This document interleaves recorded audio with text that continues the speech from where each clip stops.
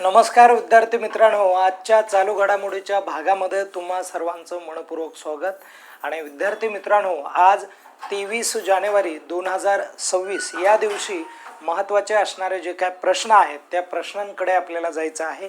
कुठेही जाऊ नका, व्यवस्थित आपण हे प्रश्न पाहूयात. विद्यार्थी मित्रांनो लक्ष द्या.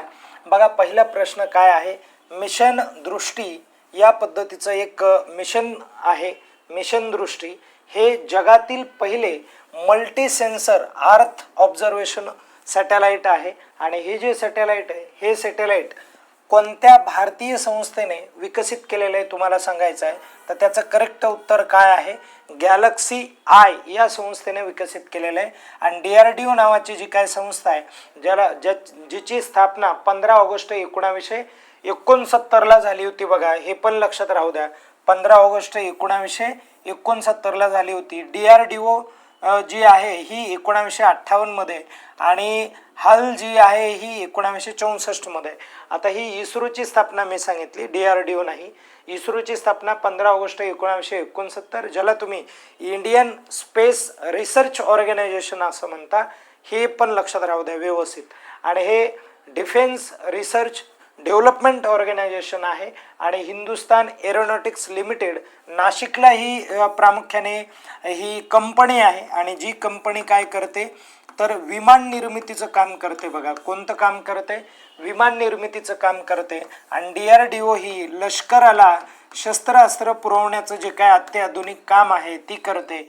आणि इस्रो ही जी आहे ही अंतराळ, बघा, अंतराळ संशोधन संस्था आहे आपली, लक्षात राहू द्या. अशा पद्धतीच्या या संस्था आहेत, म्हणून या संदर्भामध्ये तुम्हाला कळालं पाहिजे. आपण पुढे जाऊयात. नंतरचा प्रश्न बघा, आशिया मॅन्युफॅक्चरिंग इंडेक्स 2025-26च्या अहवालानुसार तिसऱ्यांदा कोणता देश पहिल्या क्रमांकावरती आहे. तर चीन हा जो देश आहे हा पहिल्या क्रमांकावरती आपल्याला या ठिकाणी दिसून येईल. आपण पुढे जाऊयात.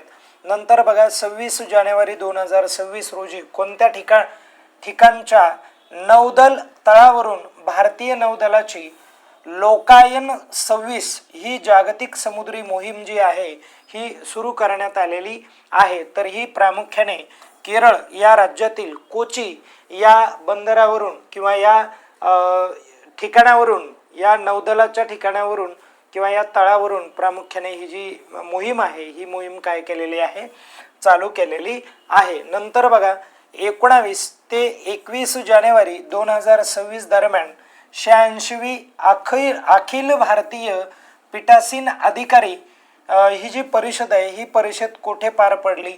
तर ही जी परिषद आहे ही परिषद लखनौ, उत्तर प्रदेश, UP या ठिकाणी काय झालेली आहे, पार पडलेली आहे.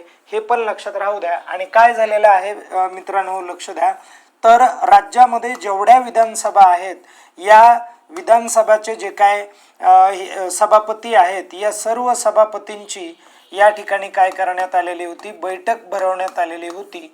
आणि या बैठकीमधून किंवा या परिषदेमधून प्रामुख्याने काय ठरवण्यात आलेलं आहे की संसदीय शासन प्रणाली आणि त्याचबरोबर या विधानसभेमध्ये कशा प्रकारे नियंत्रण करायचं, लोकशाहीचं महत्त्व, अशा अनेक विषय या परिषदेमध्ये हाताळण्यात आलेले दिसून येतात तुम्हाला. आणि या विषयावरती जोर देण्याचं किंवा महत्त्व आपल्या प्रामुख्याने राजकीय व्यवस्थेचं या ठिकाणी स्पष्ट करण्याचा प्रयत्न यांच्या माध्यमातून झालेला दिसून येतो.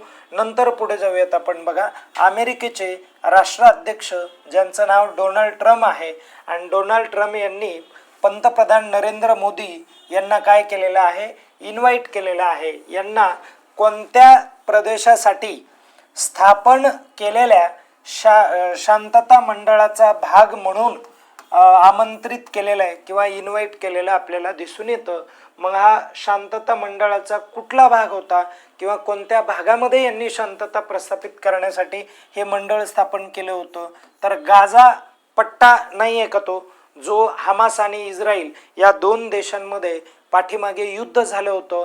आणि या युद्धाच्या परिणामामुळे गाझा पट्टीमध्ये ते युद्ध चालत होतं आणि या गाझा पट्टीमध्ये अशांतता निर्माण झाली होती. या गाझा पट्टीमध्ये शांतता प्रस्थापित करण्यासाठी प्रामुख्याने या ठिकाणी डोनाल्ड ट्रम्पने काय केलेलं होतं, तर शांतता मंडळ तिथे नेमलेलं होतं आणि हे शांतता मंडळ काय करणार होतं, तर दोन राष्ट्रांमधील जी काय शांतता आहे किंवा गाझा या पट्टीमधील जी काय शांतता आहे, ही शांतता प्रस्थापित करण्याचं काम या माध्यमातून होणार होतं. म्हणून हे देखील तुम्हाला लक्षात ठेवायचं आहे. आपण पुढे जाऊयात. नंतरचा प्रश्न बघा, महिलांना सक्षम करण्यासाठी आणि त्याचबरोबर बालपणीच्या शिक्षणावर किंवा बालपणीच्या म्हणजे बालकांच्या शिक्षणाला प्रोत्साहन देण्यासाठी आमे पडिबा आम भाषारे अशा प्रकारची जी काही योजना आहे, ही योजना खालीलपैकी कोणत्या राज्याने चालू केलेली, तर ही ओडिशा नावाचं जे काय राज्य आहे त्या राज्याने काय केलेली आहे, सुरू केलेली दिसून येईल. तर कोणत्या राज्याने पंचायत कायदा, ज्या कायद्याला आपण पंचायत अनुसूचित क्षेत्रासाठी विस्तार कायदा, हा स्थापनेनंतर बघा, हा कायदा तयार झाल्यानंतर जवळपास 25 वर्षानंतर या कायद्याची अंमलबजावणी खालीलपैकी कुठल्या राज्यामध्ये झालेली दिसून येते, तर झारखंड या राज्याने अंमलबजावणी करण्याचं ठरवलेलं आहे. आणि या कायद्याचा अर्थ असा होतो की संबंधित राज्यामध्ये जिथे अनुसूचित जाती जमाती म्हणजे ज्याला आदिवासी एरिया आपण म्हणूयात, अनुसूचित जमातीचा जो काय एरिया आहे त्या आदिवासी जमातींना प्रामुख्याने एक स्वशासन चालवण्याचा जो काय अधिकार आहे, हा अधिकार या माध्यमातून मिळतो. मित्रांनो, हा जो कायदा आहे हा कायदा पेसा कायदा म्हणून ओळखला जातो. हा जो पेसा कायदा आहे हा प्रामुख्याने झाला होता 1996ला झाला होता, ज्याचा अर्थ पंचायत इंटेन्शन शेड्यूल एरिया असं आपण म्हणू शकतो.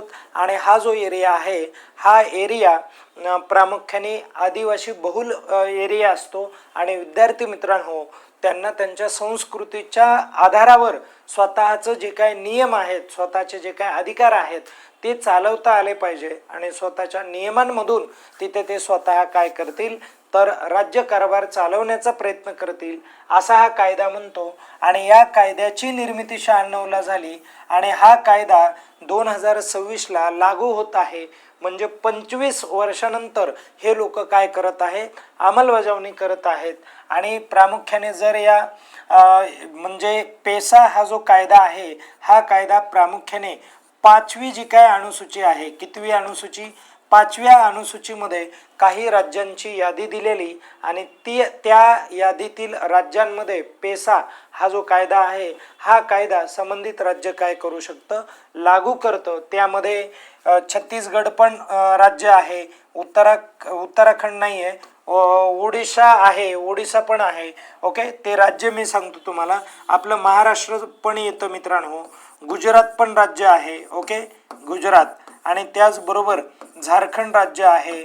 ओके, बंगाल आहे. ठीक आहे, अशा पद्धतीचे आसाम पण आहे.